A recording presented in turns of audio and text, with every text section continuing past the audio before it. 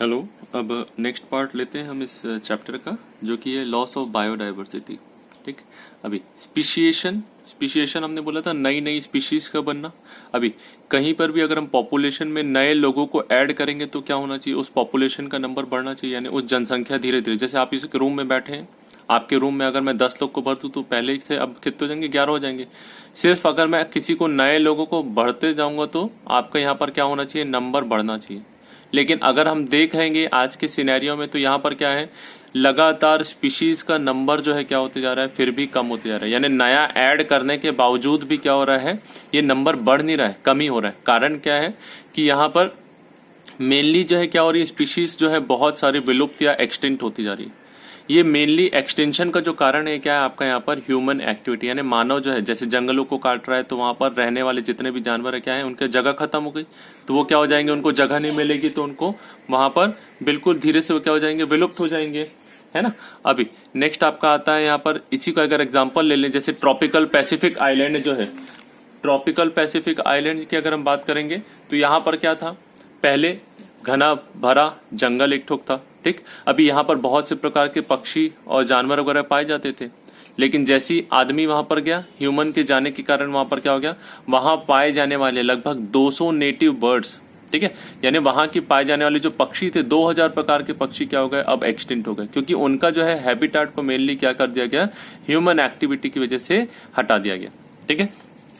IUCN 2004 बताया था हमने, international union for conservation of nature, ये जो था, इन्होंने बताया कि पिछले 500 सालों में लगभग 700 स्पीशीज जो है क्या हो गई है, एक्सटिंक्ट हो गई, यानी विलुप्त हो चुकी है, जिसमें 338 वर्टिब्रेट्स, 359 जो है आपका इनवर्टिब्रेट्स और 87 जो है क्या है, प्लांट्स। ठीक है। अभी इनको 700 जो है आपके यहाँ पर अप्रोक्सीमेटली जो है क्या हो गया, ये आपका एक्सटिंक्ट हो चुकी है।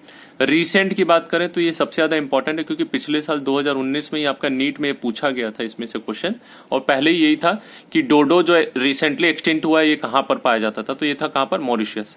अब अगला जो है यहाँ पर नीट के हिसाब से मुझे जो लग रहा है, शायद हो सकता है कि ये मैच द कॉलम दे दे आपको यहाँ पर, इन तीनों को, यानी 4 यहाँ पर ये दे दे नाम, और ये चारों को कहाँ कहाँ पाए जाते हैं। ठीक है। तो हमें याद रखना है, डोडो जो कि मॉरिशियस में पाया जाता है, सबकी सब बर्ड्स है ना।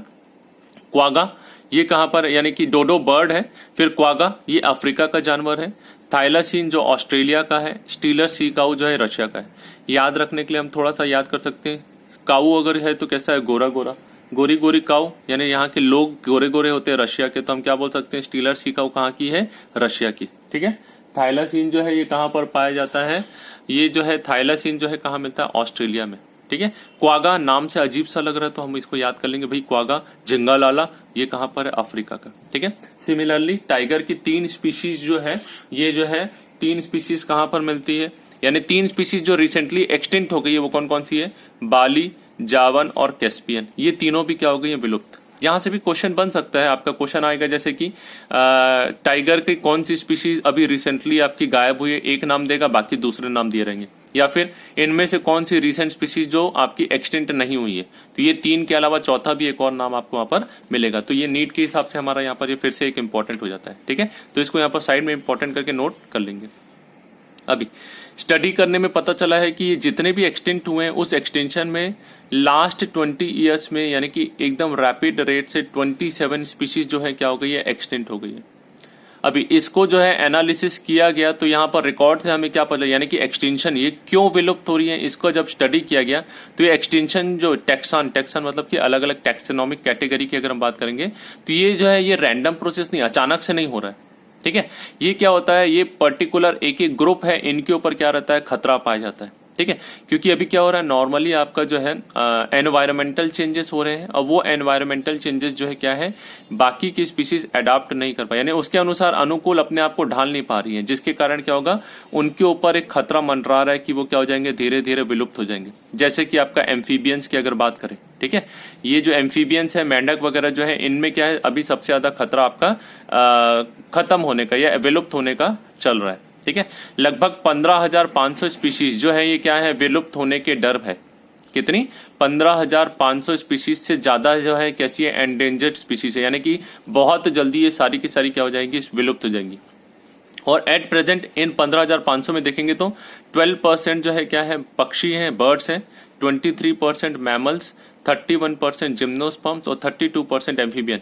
इतने जो है इनके बीच में क्या है आपका, यानी कि इन सभी में एक्सटिंक्शन की कगार पर खड़े हैं। यानी अगले 10, 20, 50 सालों में ये इतने प्रतिशत बर्ड्स, मैमल्स, जिम्नोस्पर्म, एम्फीबियंस क्या हो जाएंगे आपके, गायब। यानी कि अब ये सिर्फ ये सारे के सारे कहाँ मिलेंगे आपको, किताबों में मिलेंगे कि ये सब कभी हुआ करते थे।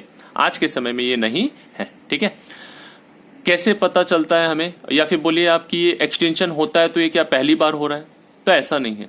ठीक, अभी फॉसिल रिकॉर्ड, फॉसिल्स क्या होते हैं, जैसे आपने सुना होगा डायनासोर के जीवाश्म मिले हैं, यानी जब आप खुदाई करते हैं तो खुदाई के अंदर क्या होते हैं आपको कुछ जीव जंतुओं के क्या होती है हड्डी या कंकाल वगैरह मिलते हैं, तो वो क्या कहलाते हैं आपके फॉसिल्स कहलाते हैं। ठीक है, अभी फॉसिल्स के रिकॉर्ड को जब हमने देखा तो ह्यूमन यानी मानवों की उत्पत्ति के पहले ही कई बार क्या हुआ है, मास एक्सटेंशन हुआ है। यानी बहुत बड़ी मात्रा में एक साथ पूरे के पूरा जो है क्या हुआ है, जितने भी प्राणी थे या जितने भी आपके जीव जंतु थे, जितने भी लिविंग ऑर्गेनिज्म थे क्या हो गए थे, मर गए हैं एक साथ। ठीक है, इसे क्या बोलते हैं, मास एक्सटेंशन बोलते हैं।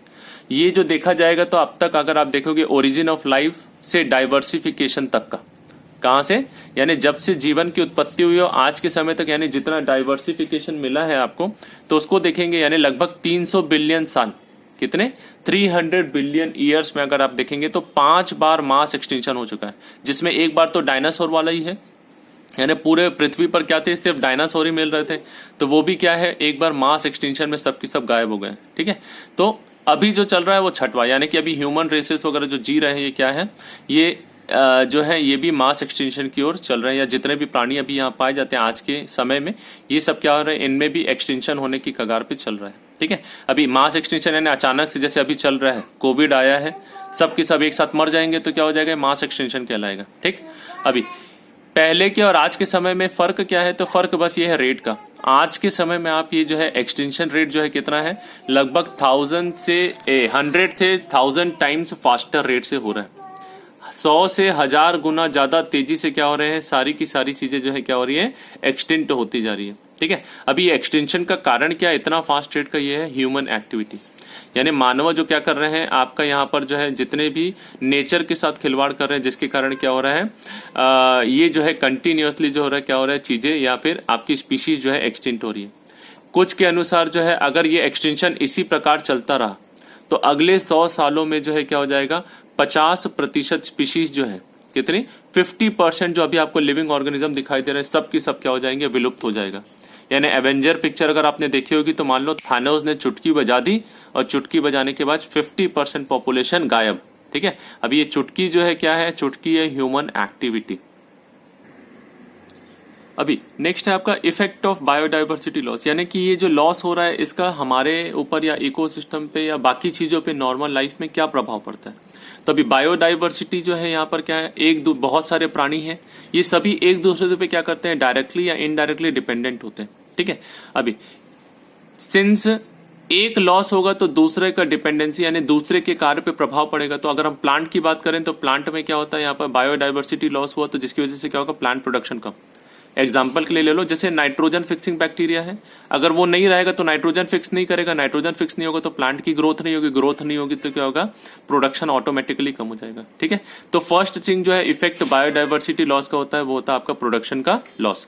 ठीक, दूसरा होता है रेजिस्टेंट टू एनवायरमेंटल डिस्टर्बेंस, यानी कि जैसे हमने बात किया था कि कोई भी स्पीशीज या डाइवर्सिटी को कैसा होना चाहिए, लंबे समय तक रहना है तो उसको कैसा होना पड़ेगा, रेजिस्टेंट, यानी बाहर में थोड़ा बहुत चेंजेस अगर आया तो उसके लिए क्या होना चाहिए, रेजिस्टेंट होना चाहिए, उसमें कोई बदलाव नहीं आना चाहिए, नहीं तो सारे के सारे क्या हो जाएंगे, मर जाएंगे।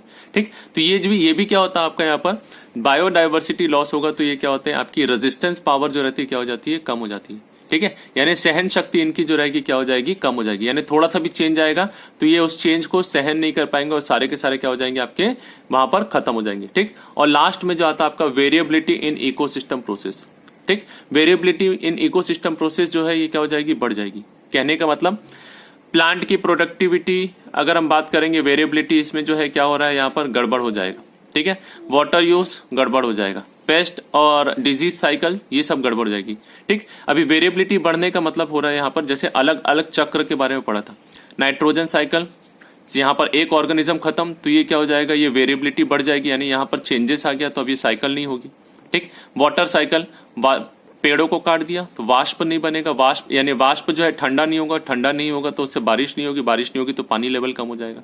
ठीक, वैसे अगर पेस्ट को मार दिया, डिजीज साइकिल को क्या हो जाएगा, यहाँ पर गड़बड़ हो जाएगा।